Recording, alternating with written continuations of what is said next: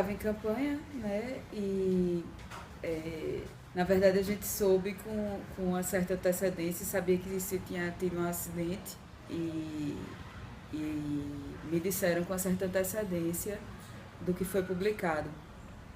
E foi muito chocante, porque a gente já estava se preparando para ir para a missa, enfim, para marcar os 9 anos da perda de meu avô e de repente houve essa notícia.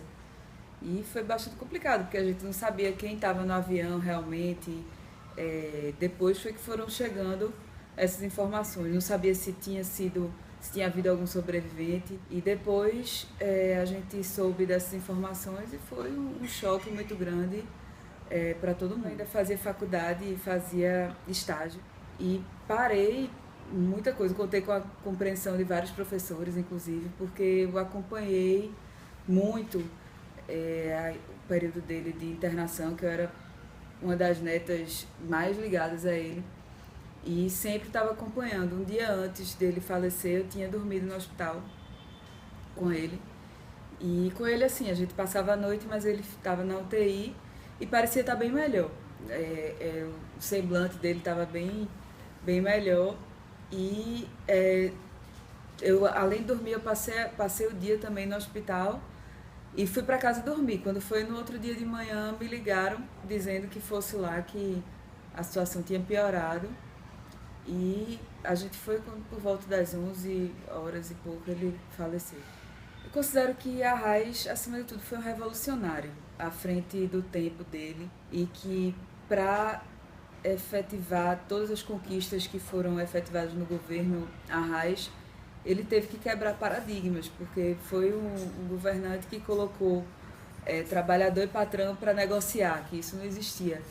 Era considerado até uma afronta às classes dominantes da época. E para isso precisava ter muita coragem política e para enfrentar também todas as dificuldades em relação a governos federais, por exemplo, nos últimos 2 governos dele, que ele era oposição ao governo federal e havia naquela época uma perseguição mesmo aberta em relação aos governadores que não apoiavam o governo federal.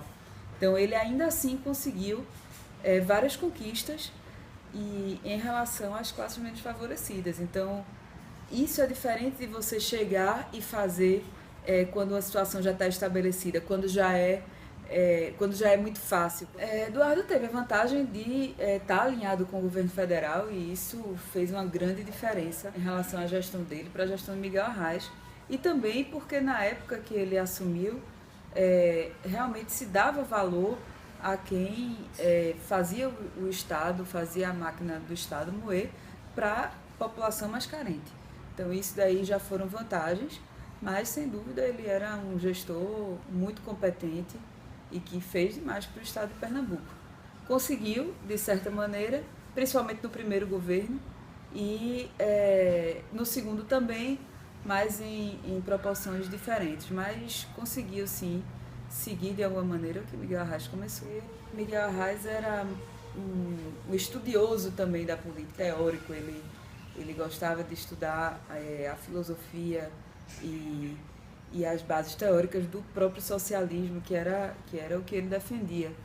E também era um político pragmático, um gestor pragmático, que queria colocar em prática certas experiências e certas teorias que ele estudava e que ele participava. Eduardo era mais pragmático do que qualquer outra coisa. Então é bastante diferente. E Arraes, inclusive pela própria época em que Miguel Arraes viveu, as experiências, as ocasiões que ele enfrentou, o próprio exílio, o golpe militar, foram épocas completamente diferentes que eu acho que não dá para, politicamente, a gente fazer essa comparação. A própria forma de lidar com os aliados e com os adversários era bastante diferente entre os dois. Então tem várias diferenças, mas claro que a gente não tem como negar que Eduardo se inspirou em Arraes para fazer muita coisa. Ele era uma pessoa assim bastante extrovertida, apesar de publicamente não aparentar, mas no meio familiar ele era muito extrovertido, gostava de contar história, ria bastante, era muito próximo aos netos, muito próximo, assim, era um avô espetacular nos momentos que ele tinha com a gente. E de minha parte, o que eu busquei, eu fui a primeira neta mulher das mulheres e ele era um fã das mulheres, assim. Então a gente tinha uma ligação muito forte. E a forma que eu consegui de estar próxima dele foi me envolvendo desde muito cedo com a política. Então a gente tinha realmente essa afinidade, tinha essa convivência. A última campanha eleitoral dele eu pude acompanhá-lo na campanha inteira. E também na penúltima, quando eu fui candidato a governador pela última vez, em 98, a gente andou muito junto, mas apesar de que eu tinha 14 anos, estava iniciando ali a ter uma responsabilidade realmente, mas era uma pessoa extremamente carismática e extraordinária como pessoa e como político mais ainda, talvez, me atrevo a dizer. Na família era bem claro. Pelo contrário, quando tinha alguém como eu que estava se atrevendo mais a entrar na política, ele tentava colocar testes para ver se a pessoa realmente queria continuar e tinha realmente vocação. Esse tipo de influência ele não exercia, não.